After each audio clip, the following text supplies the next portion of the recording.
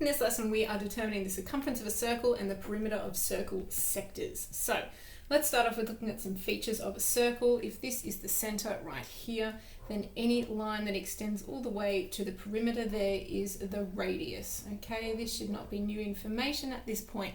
Remembering that if a line or an intersection runs all the way from one edge through the center and to the other, this is our diameter. Okay, the diameter is two radii together, right? One radius and the other radius is there. So that shouldn't be new to us. If we are reminding ourselves of what a circumference is, a circumference is the perimeter of the circle, perimeter. And our rule for finding perimeter is pi times diameter. But remembering that a diameter is 2 of the radius, then we can also say it is pi times 2 times r. And another way we write that is 2 times pi times r, or 2 pi r. So we can write that in here with our notes. The circumference of a circle equals 2 pi r, or it equals pi times diameter.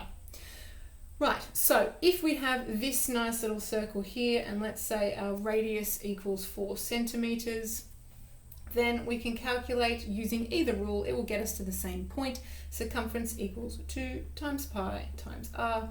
We're going to say 2 times pi times 4, and we can get our calculator out, and a little reminder about where our pi button is. So 2 times, we have to go shift, and it's often down at the bottom. There you go. Pi times 4, and that will give us 25.13. We are working in centimeters, so our answer is in centimeters. Right, that's a start. But now what we also want to do is find the perimeter of a circle sector. Now, a circle sector is a portion of a circle enclosed, or bordered by, 2 radii and an arc. And an arc is that circular part around the outside, technically our circumference, okay? So if we said that this here is a circle sector in red, then our 2 radii, this is one, this is another, and our arc is all the way around the outside. So that is what we are trying to find the length of if we are finding a circle sector.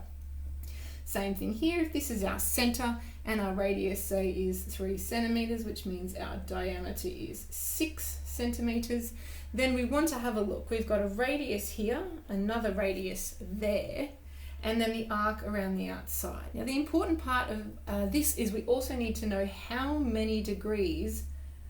Remember, that is our symbol theta, and it talks about degrees in an angle. We want to know how many degrees of this circle we have. So we know that this is 180 degrees and it is half a circle. So when we have to consider all of the parts that enclose this, our perimeter is going to equal 2 of the radii, right? 1 here and 1 here.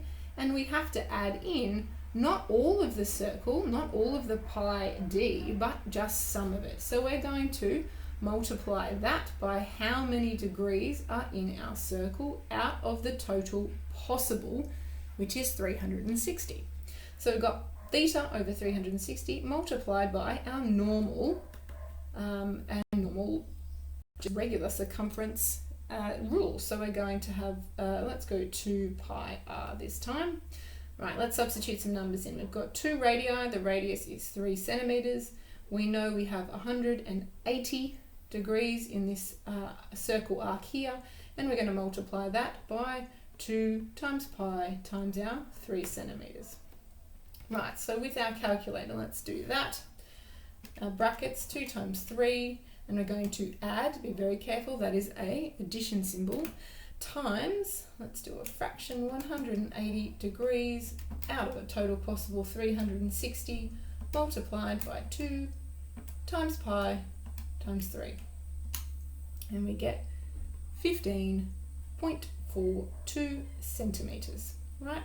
Same thing if we work over here. This time we have a bit of a reflex angle going on there. If this was 90 degrees, then we could say that theta is going to be 360. Take our 90 degrees, which is 270 degrees in this circle. Let's say our radius is 5 centimeters this time. So our perimeter will equal our 2 times the radius, right? 5 and 5, plus we need to have our theta over 360 times by, let's do pi d this time, just fun, pi times d. So 2 times our 5 centimeter radius, plus we have 270 degrees over our 360 multiplied by pi, multiplied by d. We know diameter is 2 times our radius, which is really what we want here, so that's 10. And then we can do that on our calculators. 2 times 5 plus, we want our fraction, 270 divided by 360 multiplied by our pi multiplied by 10. And that will give us our answer, which is 33.56 centimeters.